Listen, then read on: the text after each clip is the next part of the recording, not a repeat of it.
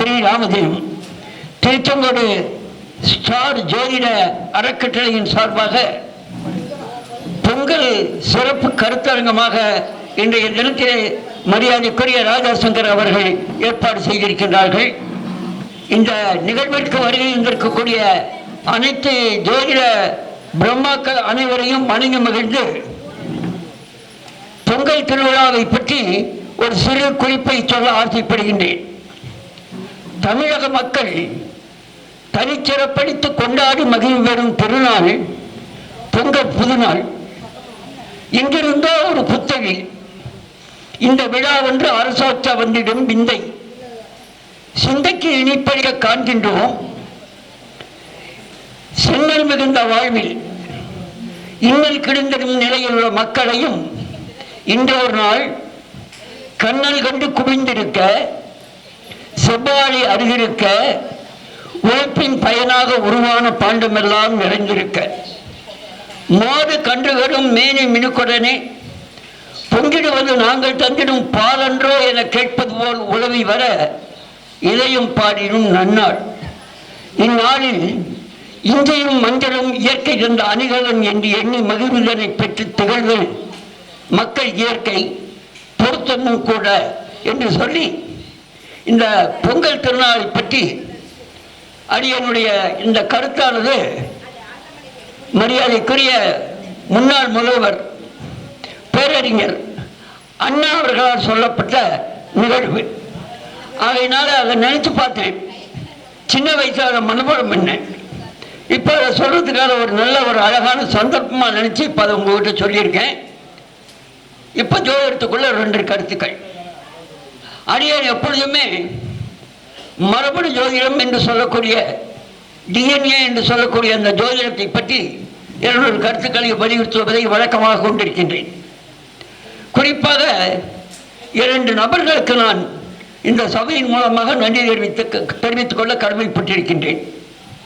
ஒருவர் அமரத்துவம் அடைந்த சத்தியமங்கலம் சூட்சம ஜோதிடர் மரியாதைக்குரிய பட்டாபிராமன் ஐயா அவர்களை இந்த திருச்சபையின் சார்பாக மனதார வணங்கி மகிழ்கின்றேன். அடுத்ததாக இந்த மரபணு ஜோதிடத்தை அடியருக்கு வழிகாட்டியாக விளங்கிக் கொண்டிருக்கக்கூடிய மரியாதைக்குரிய சென்னையைச் சேர்ந்த விஷால் லோகேஸ்வரன் என்று சொல்லக்கூடிய அன்பருக்கு அடியனுடைய நன்றி கலந்த வணக்கத்தை இந்த திருச்சபையின் மூலம் தெரிவித்துக் கொள்ள கடமைப்பட்டிருக்கின்றேன். இந்த மரபணு ஜோதிடத்தில் ஒரு குழந்தையினுடைய நட்சத்திரத்தை வைத்துக் கொண்டு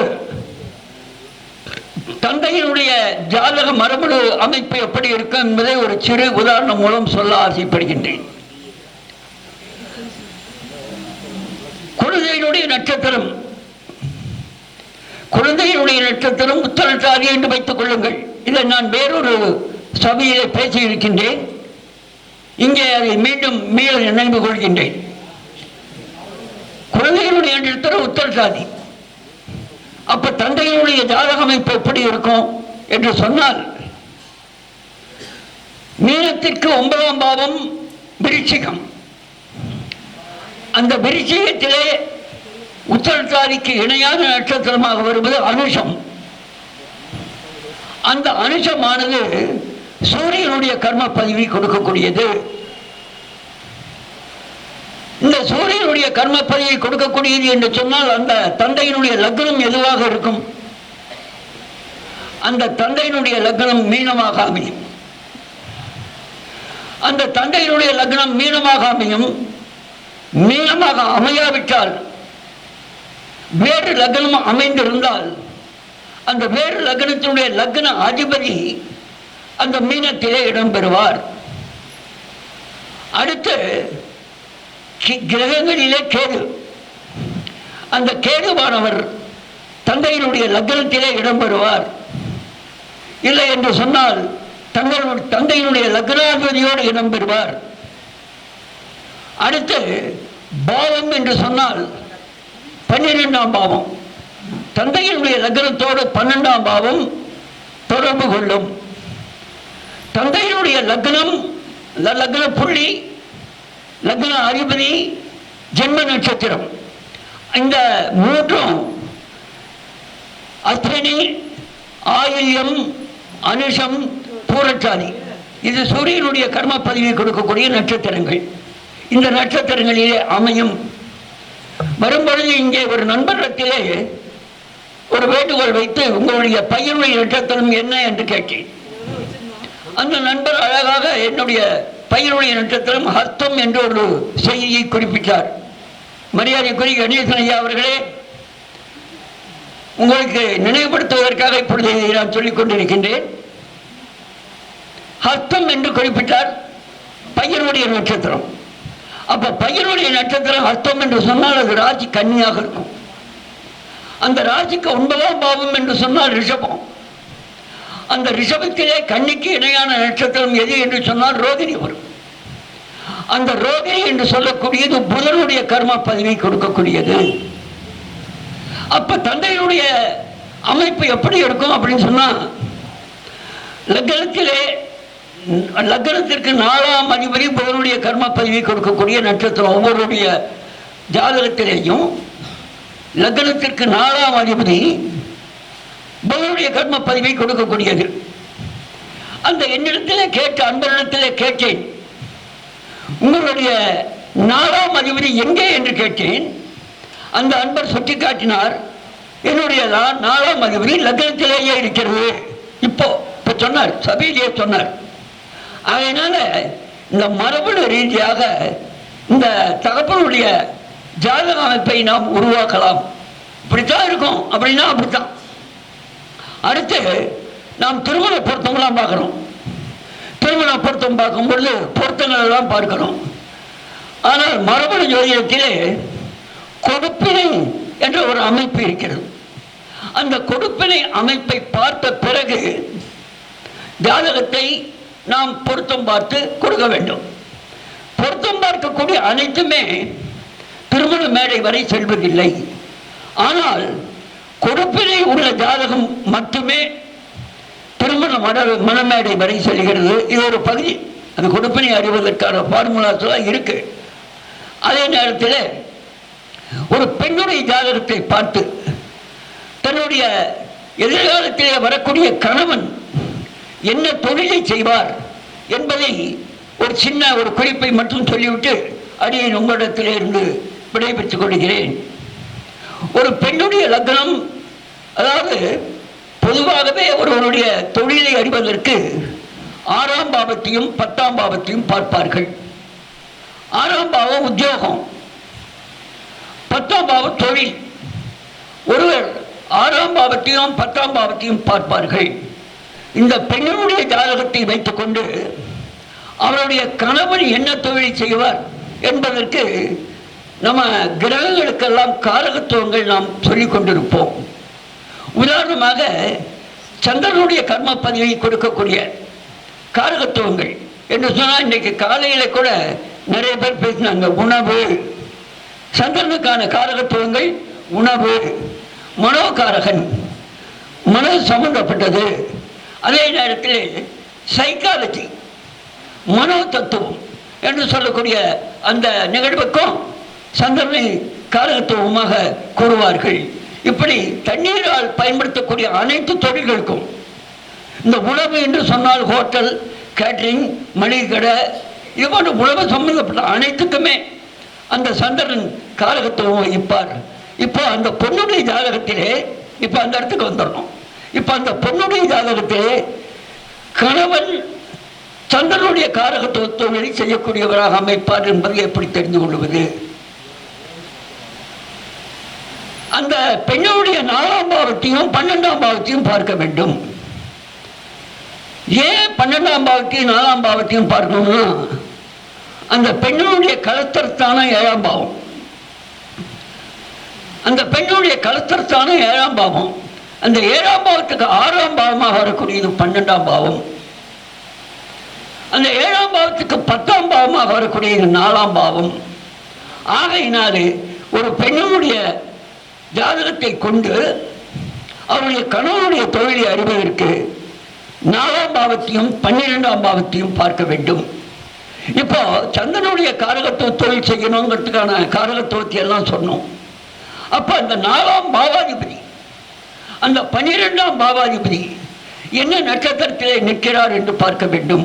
உதாரணமாக ஒரு பெண் மீன லக்னம் வச்சுக்கலாம், ஒரு பேச்சுக்காக சொல்றேன். அந்த பெண் மீன லக்னமாக இருந்தால் அதனுடைய 4ஆம் பாவாதிபதி புதன், அதனுடைய 12ஆம் பாவாதிபதி சனி, 12ஆம் பாவ கும்பம். அப்ப அந்த மீன லக்னத்திலே பிறந்த அந்த பெண்ணினுடைய 4ஆம் பாவாதிபதியான புதனோ அந்த பெண்ணுடைய ஜாதகத்தின் 12ஆம் பாவாதிபதியான சனியோ சந்திரனுடைய கர்ம பதிவு வழங்கக்கூடிய பரணி மகம் கேட்டை உத்திரட்டாதியிலே இருக்க வேண்டும். பரணி மகம் கேட்டை உத்திரட்டாதியிலே இருக்க வேண்டும். இது முதல் படி. இது முதல் படி. அடுத்தபடியாக கிரகம் என்று சொல்வோம். அந்த கிரகம் என்று சொன்னால் சுக்கிரனையும் ராகுவையும் கிரகமாக சொல்லுவார்கள். காரணம், சந்திரனுக்குரிய கர்மப்பதியை கொடுக்கக்கூடிய கிரகமாக சுக்கிரன் சொல்லப்பட்டதற்கான காரணம், சுக்கிரன் பிறந்த நட்சத்திரம் மகம். அந்த மகம் கொடுக்கக்கூடியது சந்திரனுடைய கர்மப்பதிவு. ராகுவை சொன்னோம். ராகு பிறந்த நட்சத்திரம் பரணி. அந்த பரணியும் சந்திரனுடைய கர்மப்பதியை கொடுக்கக்கூடியது. ஆகையினாலே இந்த 4ஆம் பாவத்தோடும் இந்த 12ஆம் பாவத்தோடும் சுக்கிரன் ராகு சம்பந்தப்பட வேண்டும். கொஞ்சம் எல்லாம் சொல்றதெல்லாம் கவனிச்சு கேட்குற மாதிரி இருக்காரு தெரியல, இருந்தாலும் பரவாயில்ல, சொல்லி முடிச்சிடுறேன். ஏன்னா 4ஆம் பாவாதிபதியும் 12ஆம் பாவாதிபதியும் சந்திரனுடைய கர்மப்பதியை கொடுக்கக்கூடிய சந்திரனுடைய கர்மப்பதியை கொடுக்கக்கூடிய கிரகங்களான சுக்கிரன் ராகு அந்த 4ஆம் பாவத்தோடும் 4ஆம் பாவாதிபதியோடும் 12ஆம் பாவத்தோடும் 12ஆம் பாவாதிபதியோடும் சம்பந்தப்பட வேண்டும். இப்ப இன்னொன்று சொல்ல போறேன், பாவம். இந்த பாவம்னு சொன்னா சந்திரனுடைய கர்மப்பதியை கொடுக்கக்கூடிய பாவம் 6ஆம் பாவம் 7ஆம் பாவம். சந்திரனுடைய கர்மப்பதியை கொடுக்கக்கூடிய பாவம் 6ஆம் பாவம் 7ஆம் பாவம். கொஞ்சம் இந்த இடத்துல கூர்மையாக கவனிக்க வேண்டிய சமாச்சாரம் என்னன்னு கேட்டீங்கன்னா, அந்த பெண்ணுடைய 6ஆம் பாவம் 7ஆம் பாவம்னு பார்த்தா அந்த பெண்ணுக்குரிய தொழில் அமைஞ்சுபடும். இப்போ இந்த 6ஆம் பாவத்தையும் 7ஆம் பாவத்தையும் நம்ம எங்கிருந்து எடுக்க வேண்டும் என்று சொன்னால் 7ஆம் பாவத்திலிருந்து எடுக்க வேண்டும். ஏன்னா 7ஆம் பாவம் தான் கலஸ்திரம். அதனால 7ஆம் பாவத்தினுடைய 6ஆம் பாவமாக வழங்கக்கூடிய 12ஆம் பாவத்தையும் 7ஆம் பாவத்தினுடைய 7ஆம் பாவமாக வழங்கக்கூடிய லக்னத்தையும் எடுக்க வேண்டும். இப்போ 1 12 அந்த பெண்ணுக்குரிய சந்திரனுடைய கர்மப்பதிவு வழங்கக்கூடிய பாவம். இந்த 1ஆம் பாவமும் 12ஆம் பாவமும் அந்த பெண்ணுடைய ஜாதகத்திலே 4ஆம் பாவத்தோடும் 12ஆம் பாவத்தோடும் தொடர்பு கொண்டிருக்குமே. ஆனால் அந்த பெண்ணுடைய கணவர் சந்திரனுடைய கர்மப்பதிவை கொடுக்கக்கூடிய தொழிலே ஈடுபடுவார் என்று நாம் பட்டவர்த்தனமாக எழுதியே கொடுத்து விடலாம். அதனால இது ஒன்று, ஒவ்வொரு கர்மப்பதிவிற்கும் பாவம் உண்டு, ஒவ்வொரு கர்மப்பதிவிற்கும் கிரகங்கள் உண்டு, ஒவ்வொரு கர்மப்பதிவிற்கும் அந்த கிரகத்தை நம்ம மையப்படுத்தி இந்த பாவத்தை மையப்படுத்தி இந்த ஒவ்வொரு கர்மப்பதிவிற்கும் நட்சத்திரங்கள் உண்டு.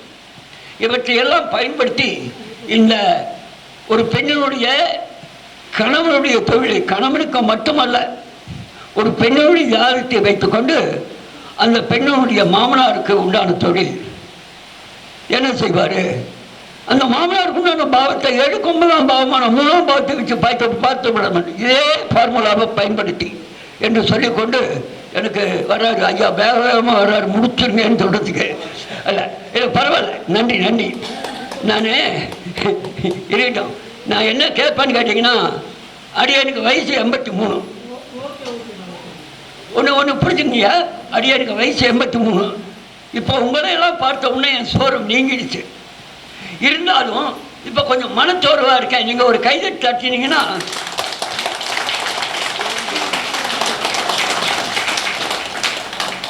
அருமை அருமை அருமை. நன்றிங்க நன்றிங்க நன்றிங்க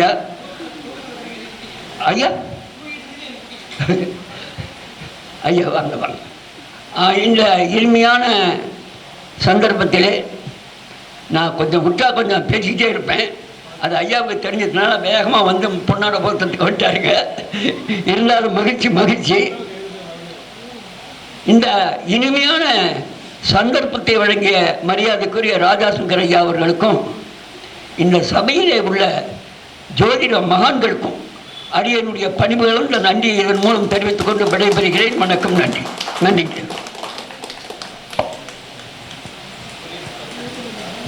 ஹலோ. சிறப்பாக பேசிய ஐயா அவர்களுக்கு கந்தசாமி அண்ணன் அவர்கள் பொன்னாடை போர்த்தி கௌரவிப்பார்கள். ஐயா, அடியனுடைய பெயர் ஸ்ரீ சௌரிராஜன், ஒரு ஓய்வு பெற்ற ஆசிரியர். அடியனுடைய ஃபோன் நம்பர் 9444393927 944393927. நன்றி, வணக்கம்.